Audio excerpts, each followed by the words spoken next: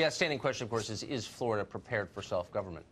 We'll take that up at some length tomorrow. Meanwhile, Eric Eggers conducted a lot of research with the Government Accountability Institute. He's the author of the new book, Fraud: How the Left Plans to Steal the Next Election. Now, that book was written just before this last election and actually contains a section on Brenda Snipes.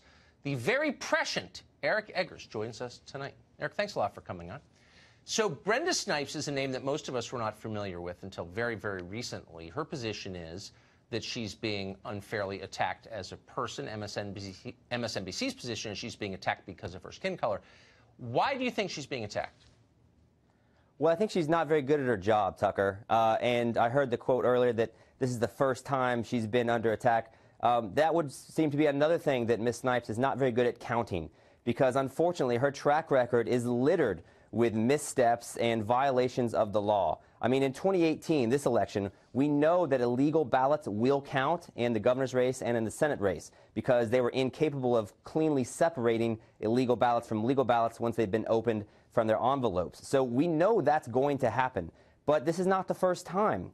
She's admitted under oath that she's allowed illegal immigrants and felons to cast ballots in Broward County in violation of numerous laws. You mentioned the time she destroyed the ballots that seemed to have given a boost to Debbie Wasserman Schultz. Her office has been found guilty of illegally opening ballots inappropriately, right, and without proper oversight. And so, unfortunately, and actually it's a fun fact, when she was challenged on that topic, why is your office opening ballots outside the presence of the official canvassing board, her argument in court was, well, I guess I didn't understand the meaning of the word canvassing.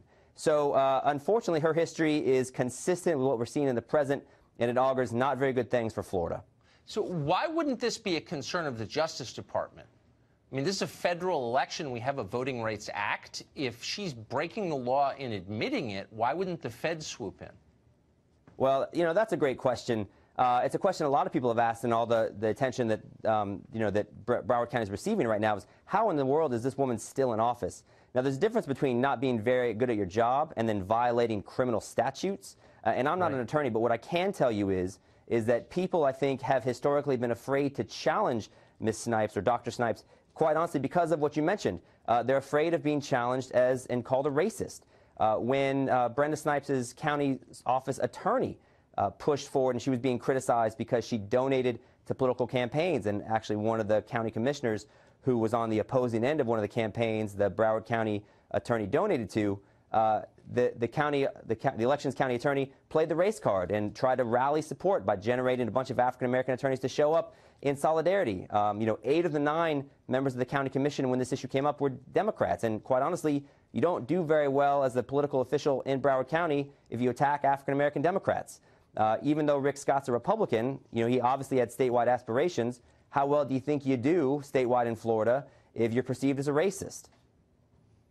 I mean, this is how democracy dies, isn't it? When you have an openly corrupt person in charge of counting the votes, admitting in public that she's breaking the law, and no one can do anything about it? I mean, why is that not an actual threat to democracy? Yeah, and I think the larger threat, Tucker, to be honest, is she's demonstrated that she's not very good at counting votes. How good do you think she's been at preventing illegal votes from actually being cast? I mean, we know that there's an effort to manipulate this election through illegal voting. There were 108 attempts through double votes in Miami-Dade in this election, which means people tried to cast the second ballot in the same election. The attorneys for Bill Nelson and Andrew Gillum have been criticized because they objected to the removal or exclusion of known non-citizen votes in Palm Beach County. So, you know, my concern, whatever you want to say about these 83,000 ballots that showed up after election night, what confidence level do we have about the ballots that have already been cast, and were they cast by legal voters?